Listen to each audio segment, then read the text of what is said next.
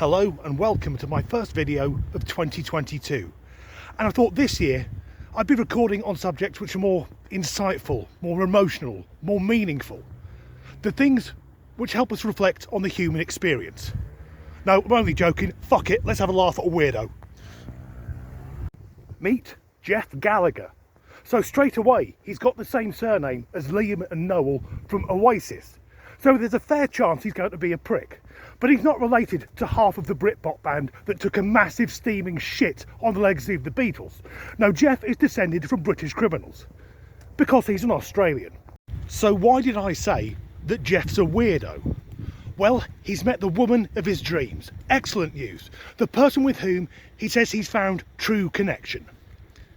Or to put it another way, he's bought the woman of his dreams and the only connection he'll have with her is via a fucking USB cable. Yes, it's another nut job trying to marry a sex doll.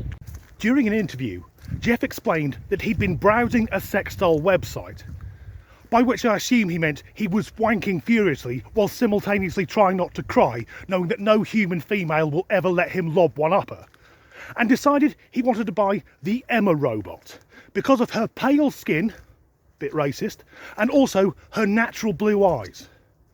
Natural blue eyes? She's made on a fucking production line.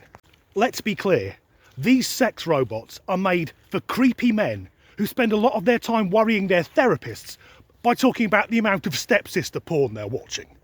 But what makes this story amazing and touching is that Jeff couldn't afford the 6,000 Australian dollars which Emma would cost, which is around £3,500 sterling. I've bought cars for less than that. So the manufacturer gave him a discount provided he gives a series of interviews, and this is where I started reading about him. So Jeff received his order and said that she was beautiful, and the doll can be put into the bath so that she warms up to feel like a real woman. This is Silence of the Lambs level weird shit now.